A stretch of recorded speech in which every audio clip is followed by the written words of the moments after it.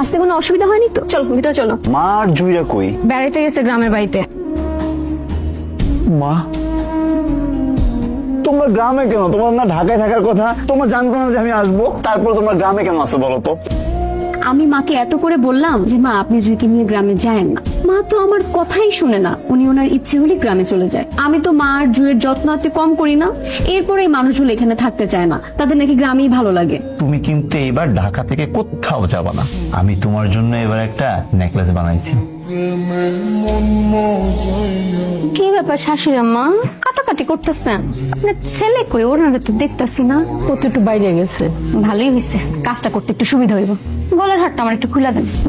আমার ছেলে এত শখ করে আমার গয়নাটা দিছে, তুমি নিয়ে যাবা? আপনার নিজের চেহারাটা একটু আয়নায় গিয়ে দেখছেন? আপনার কি এখন গয়না পরার বয়স? আপনি বেশি কথা না কয়ে তাড়াতাড়ি আমার গহনাটা খুলে দেন।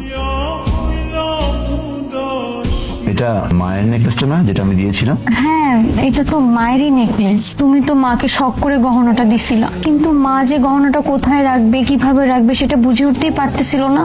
সেই জন্য আমাকে বলল, বৌমা আমার এই গহনাটা তোমার কাছে রাখো, তোমার কাছে রাখলে গহনাটা সাবধানে থাকবে। আমার কাছে গহনাটা দেখে এত ভালো লাগছে, সেই জন্য শখ করে একটু পরছি আর কি। তুমি প্লিজ মাকে ভুল বুঝো না। মা মুরব্বী মানুষ, যেটা ভালো মনে করে।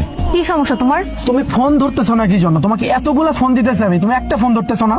আমি ফোন কেন ধরতেছি না তুমি বুঝতেছো না? তুমি খুব ভালো করেই জানো আকাশ হুট করে বাংলাদেশে চলে আসছে। আমার বাসায় আমার শাশুড়ি, আমার ননদ, এদের মাঝখানে আমি তোমার ফোন কিভাবে রিসিভ করবো আমাকে একটু বলো তো।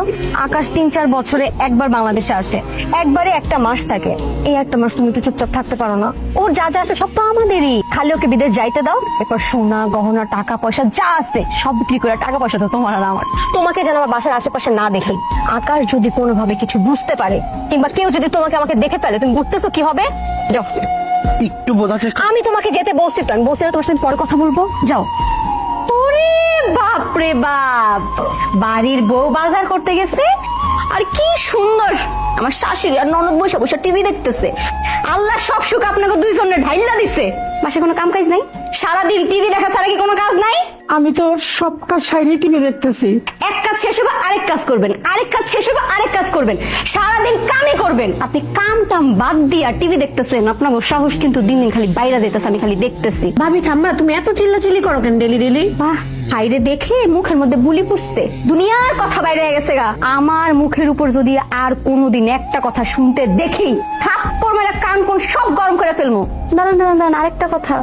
আমি যে আপনাকে দুইজনের সাথে খারাপ ব্যবহার করি কিংবা করতেছি, যদি কোনোদিন আপনার পোলা কিংবা তোর